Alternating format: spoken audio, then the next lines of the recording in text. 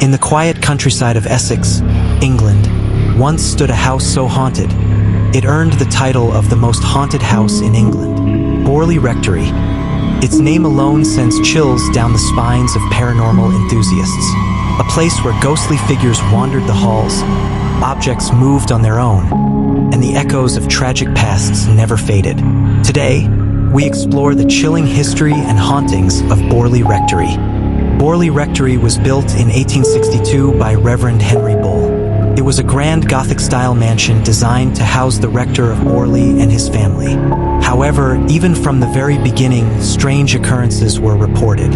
Local legend spoke of a tragic romance between a nun and a monk centuries earlier, and it said that Borley Rectory was built on the site of their forbidden love and their untimely deaths. The most famous ghost associated with Borley Rectory is that of a phantom nun. According to the tale, she fell in love with a monk from a nearby monastery, and together they planned to elope. But their affair was discovered, and they met a grim fate. The monk was executed, and the nun was bricked up alive in the walls of the convent. Her spirit was said to wander the grounds of Borley Rectory, eternally searching for her lost love. For years, Reverend Bull and his family reported strange happenings in the house. Footsteps echoed through the halls, even when no one was there. Bells rang without anyone pulling them, and windows were shattered by invisible hands. The most unsettling sight, however, was the apparition of the nun, who Reverend Bull himself claimed to have seen walking the grounds. Reverend Bull's son, Harry, succeeded him as rector, and the hauntings seemed to intensify. By 1927, the house had gained a reputation as a paranormal hotspot. But it wasn't until 1929, when the Foyster family moved in, that the hauntings became too terrifying to ignore. The new residents, Reverend Lionel Foyster and his wife, Marianne, were subjected to poltergeist activity that left them shaken. Objects flew across rooms, windows shattered without explanation, and writing appeared on the walls, as if from an unseen hand.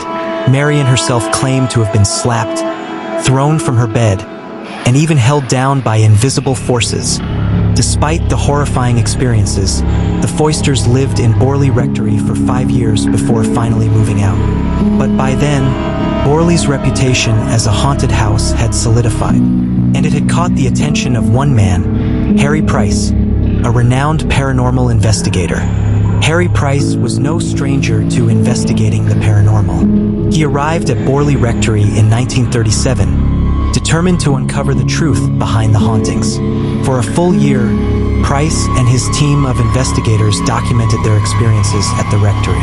They recorded strange sounds, sudden drops in temperature, and unexplained phenomena that defied all rational explanation. During his time at Borley, Price conducted several seances in an attempt to contact the spirits said to haunt the house. One such seance revealed a particularly chilling message. A spirit claimed that Borley Rectory would burn down, and within the charred remains, a body would be discovered. Just 2 years later, in 1939, Borley Rectory caught fire, exactly as the spirit had predicted. The blaze destroyed much of the building, leaving only ruins in its wake.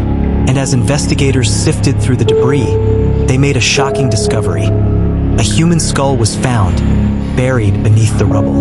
Was the fire an act of arson, or had the curse of Borley Rectory finally come to fruition? To this day, the origins of the fire remain a mystery, but one thing is certain: the spirits of Borley did not rest, even after the rectory was reduced to ashes. There's still a very unsettling feeling here. Even though the house is gone, it's like the energy of the place never left. Today, all that remains of Borley Rectory is an empty plot of land, but for those brave enough to visit, reports of ghostly activity continue. Some say they've seen the figure of the nun walking along the path where the rectory once stood. Others hear disembodied voices or feel an icy chill as they walk through the grounds. It seems that even in death, Borley Rectory has not lost its power to haunt. The story of Borley Rectory is one that blurs the lines between legend and reality. Was it truly England's most haunted house? Or were the tales of spirits, poltergeists, and curses just the product of overactive imaginations? We may never know for sure, But one thing is certain, Borley Rectory's legacy, as a place of mystery and terror, will continue to captivate and terrify for generations to come. So, if you ever find yourself in the quiet village of Borley, beware. For though the rectory is long gone, its spirits may still be waiting, watching.